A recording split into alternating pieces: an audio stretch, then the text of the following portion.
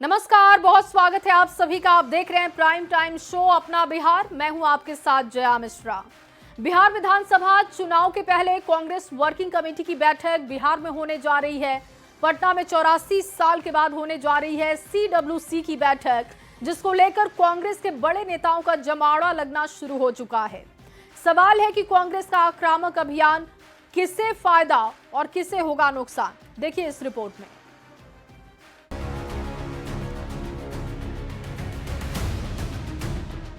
पटना में सदाकत आश्रम के बाहर इस हलचल को देखिए।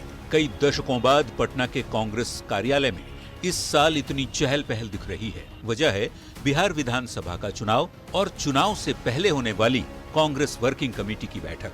CWC की बैठक को लेकर सदाकत आश्रम को बैनर पोस्टर से सजाया जा रहा है।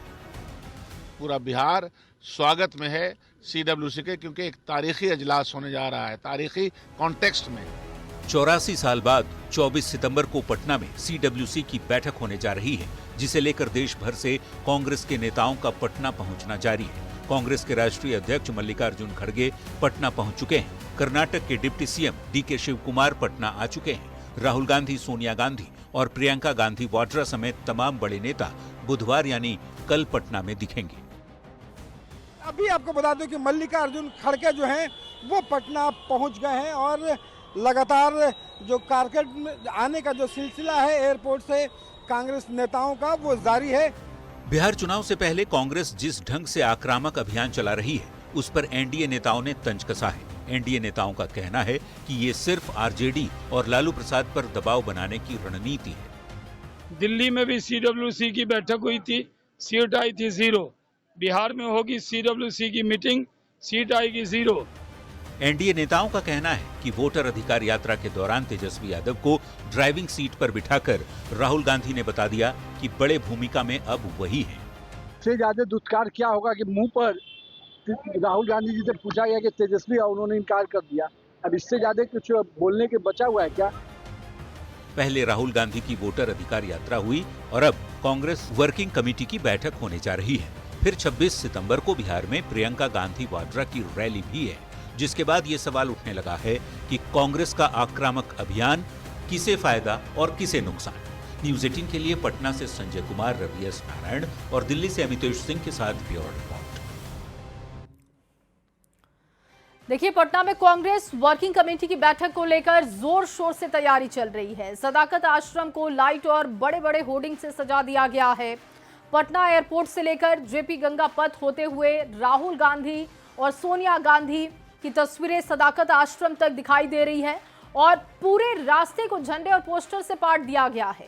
सदाकत आश्रम में बड़े नेताओं के होर्डिंग्स लगाए गए हैं। बारिश होने के बाद सदाकत में पानी का जल जमाव हो चुका है और उसे हटाने के लिए पूरी ताकत लगा दी गई है। सदाकत आश्रम से तस्वीरें दिखा रहे हैं हमारे संवाददाता रवि एस नारायण, आप भी देखिए। कांग्रेस वर्किंग कमेटी की कल पटना में बड़ी बैठक होने जा रही है और सदाकत आश्रम में होने वाली इस बैठक की जो तैयारियां हैं उसकी तस्वीरें हम आपको दिखाते हैं कि यहाँ पे आप ये सदाकत आश्रम में जैसे ही प्रवेश आप करेंगे तो यहाँ पे बड़े बड़े जो होर्डिंग्स हैं वो यहाँ पे लगाए गए हैं। ज़रा देखिए, मल्लिकार्जुन खड़गे, यहाँ पे राहुल गांधी, यहाँ पे प्रियंका गांधी, तमाम लोगों की बड़ी बड़ी जो तस्वीरें हैं होर्डिंग्स वो लगाए गए हैं। और यहाँ पे आपको बता दें कि जैसे ही यहाँ पे जब कांग्रेस वर्किंग कमेटी की जो बैठक है जो बिहार में पहली बार हो रही है, ये कई मायनों में खास है। और ये जब बैठक होगी शुरुआत, तो इसकी सबसे बड़ी तस्वीर ये होगी कि सामने का जो लोन आप देख रहे हैं यहाँ पे फ्लैग होस्टिंग होगा और फ्लैग होस्टिंग होने के बाद इसके ठीक पीछे में एक बड़ा सा हॉल बनाया गया है और जहाँ पे तमाम जो बैठकें हैं, जो पूरे देश भर से कांग्रेस के जो लोग पहुंचेंगे वहां पे उस बैठक में ये पूरे आपको बता दें कि सदाकत आश्रम को जो है वो यहाँ पे सजाया गया है। ये कोशिश ये भी है कि इस चुनावी साल में यहाँ पे एक बड़ा संदेश दिया जाए और बिहार के चुनाव में कांग्रेस के लहजे से अगर बड़ी जीत हासिल करनी हो तो ये बैठक जो है वो काफ़ी महत्वपूर्ण होने वाला है। तो पूरा सदाकत आश्रम जो है वो तैयार है अगली सुबह के लिए, जहां से कांग्रेस के बड़े बड़े दिग्गज मिलकर यहां पे बड़ी रणनीति तय करेंगे।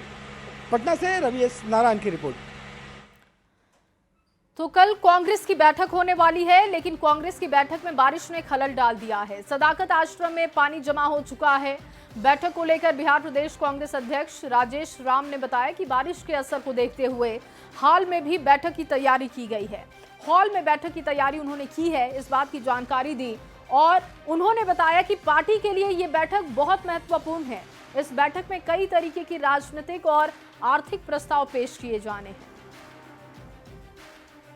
सभी जो CWC के लोग जो अभी तक का जो फॉर्मेट रहा है वो सब मिलकर के राजनीतिक, सामाजिक, आर्थिक और अंतर्राष्ट्रीय मुद्दे पर डिबेट अंदर चलता है और अंत में समराइज कर करके उसको तैयार किया जाता है कि देश के लिए क्या जो है एजेंडा होना चाहिए, बिहार के लिए क्या एजेंडा होना चाहिए और पूरे देश के लिए क्या एजेंडा होना चाहिए। और चलिए बात सीएम फेस पर सियासी पेच की करते हैं। दरअसल महागठबंधन में तेजस्वी को सीएम फेस घोषित करने को लेकर सियासी पेच फंसता हुआ दिख रहा है। कांग्रेस का कहना है कि वो फिलहाल सीटों के समीकरण पर फोकस कर रही है। तो कर्नाटक के डिप्टी सीएम ने कहा कि इसकी घोषणा AICC अध्यक्ष करेंगे। पप्पू यादव ने कहा कि चुनाव के बाद विधायक सीएम फेस चुनेंगे। आखिर सीएम फेस पर कांग्रेस तेजस्वी के चेहरे पर क्यों तैयार नहीं है, इस रिपोर्ट में आपको दिखाते हैं। सर कांग्रेस और आरजेडी They will announce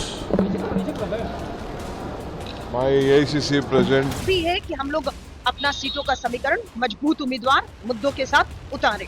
उसके बाद ये मुद्दा लास्ट में आएगा कि कौन मुख्यमंत्री होगा। महागठबंधन में सीएम फेस पर सियासी पेंच फंसता जा रहा है। तेजस्वी के नाम पर कांग्रेस फिलहाल तैयार नहीं दिख रही। कांग्रेस वर्किंग कमेटी की बैठक में हिस्सा लेने पहुंचे कर्नाटक के डिप्टी सीएम से जब सवाल पूछा गया कि महागठबंधन का सीएम फेस कौन होगा, कांग्रेस से होगा या आरजेडी से होगा, तो उन्होंने कहा AICC अध्यक्ष इसकी घोषणा करेंगे। तो कांग्रेस की महिला मोर्चा की राष्ट्रीय अध्यक्ष अलका लांबा ने तेजस्वी को बड़ा चेहरा तो बताया, लेकिन ये कहकर मामले को उलझा दिया कि फिलहाल पार्टी सीटों के समीकरण पर फोकस कर रही है। सीएम फेस का मुद्दा बाद में आएगा। Who will be the CM face, sir? Congress और RJD They will announce my AICC president will announce it.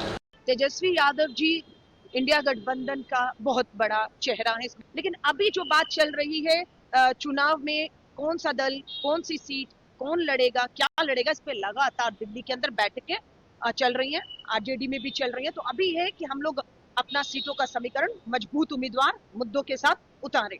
उसके बाद ये मुद्दा लास्ट में आएगा कि कौन मुख्यमंत्री होगा। इधर पूर्णिया सांसद पप्पू यादव ने ये कहकर सियासी सरगर्मी बढ़ा दी कि सीएम का फेस चुनाव के बाद जीते हुए विधायक ही तय करेंगे। मुख्यमंत्री मुद्दा उप मुख्यमंत्री नहीं है। चुनाव के बाद निश्चित रूप से जनता जो चुनेगी विधायक को, विधायक दल के नेता के रूप में महागठबंधन के नेताओं की आम सहमति से मुख्यमंत्री उप मुख्यमंत्री का निर्णय हो जाएगा चुनाव के बाद। सीएम फेस को लेकर तेजस्वी के चेहरे पर कांग्रेस लगातार अपने बयानों से टाल मटोल वाला रवैया अपना रही है। जब वोटर अधिकार यात्रा के दौरान राहुल गांधी से भी सवाल किया गया था तो उन्होंने भी इस सवाल से दूरी बना ली थी। अब कांग्रेस का कहना है कि फिलहाल सीटों की साझेदारी पर फोकस किया जा रहा है। तो क्या कांग्रेस आरजेडी पर दबाव वाली राजनीति कर रही है? कांग्रेस के रवैये ने आरजेडी की सियासी टेंशन बढ़ा दी है। न्यूज़ 18 के लिए पटना से आनंद अमृतराज के साथ धर्मेंद्र कुमार की रिपोर्ट। देखिए, बिहार चुनाव में अब महज कुछ दिन बाकी हैं। चुनावी समर में सियासी सरगर्मियां भी तेज हो गई हैं। एनडीए में सीट बंटवारे पर बात बन गई है। बीजेपी और जेडीयू के अलावा घटक दलों का दावा है कि सीट शेयरिंग पर कहीं कोई पेच नहीं है। जल्द ही आधिकारिक घोषणा भी कर दी जाएगी।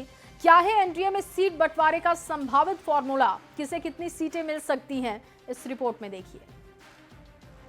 मुझे लगता है शुभ दिनों में शुभ बातचीत होगी और सब अच्छा रहेगा। एनडीए 2010 के रिजल्ट से अच्छा रिजल्ट लाए। कोई बात नहीं, एनडीए में बिल्कुल सहज है। सब मिल करके एक दिन में हम लोग तय कर लेंगे।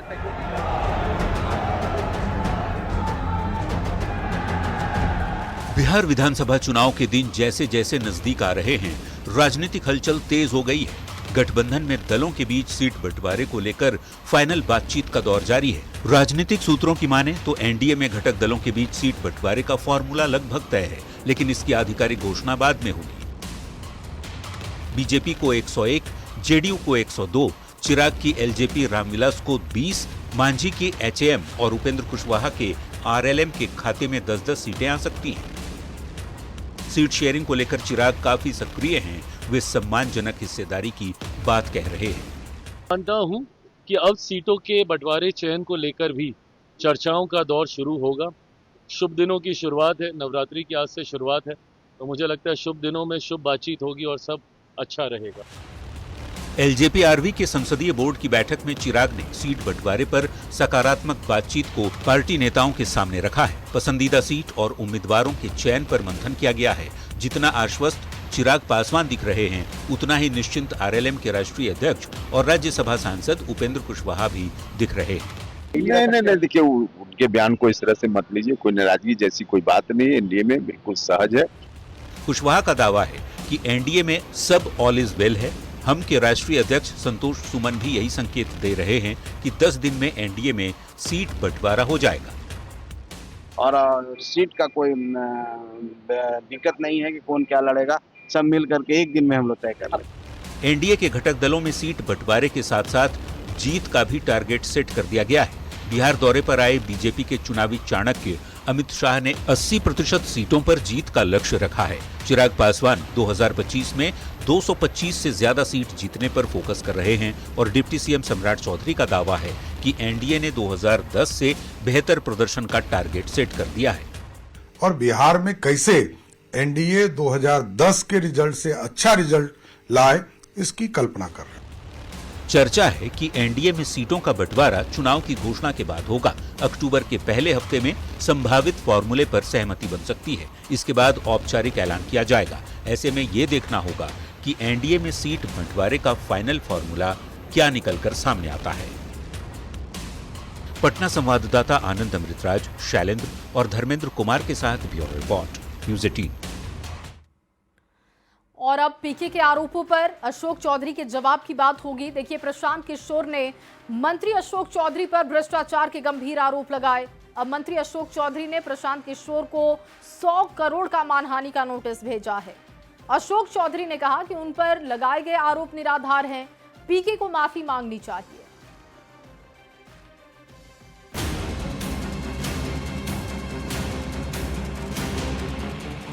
चुनावी साल में बिहार में आरोप और प्रत्यारोप का दौर तेज है। प्रशांत किशोर ने मंत्री अशोक चौधरी पर सनसनीखेज और गंभीर आरोप लगाकर बिहार की सियासत को सुलगा दिया।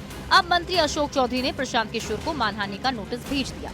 अशोक चौधरी ने प्रशांत किशोर को 100 करोड़ की मानहानि का नोटिस भेजा है और बिना शर्त माफी मांगने को कहा है। अशोक चौधरी का दावा है कि प्रशांत किशोर के आरोप निराधार और भ्रामक है।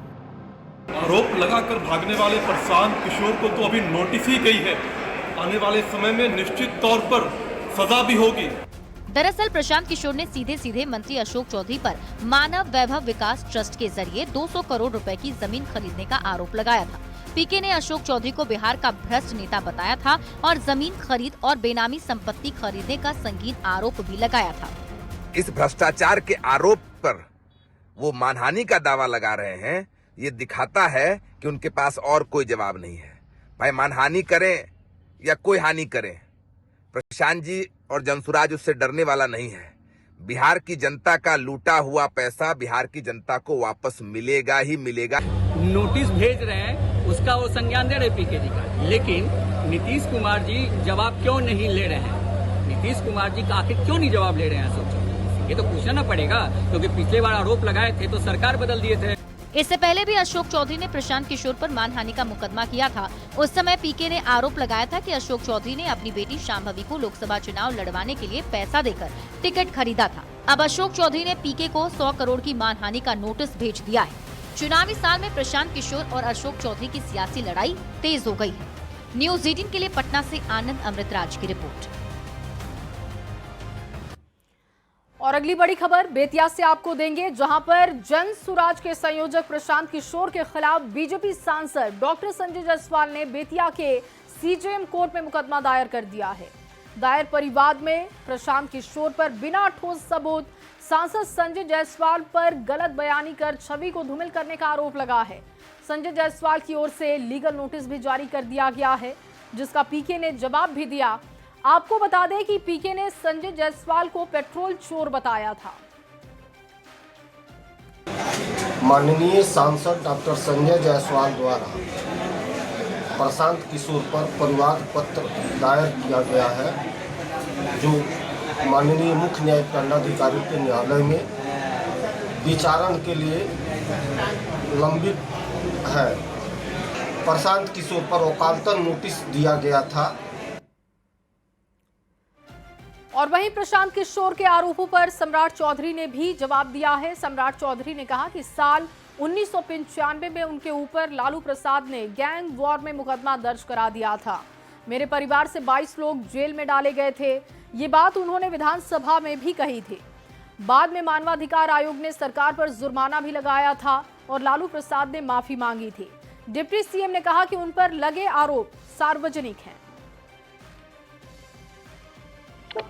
मैंने अपने एक एक मुद्दे पर बार बार जवाब दिया है आपको।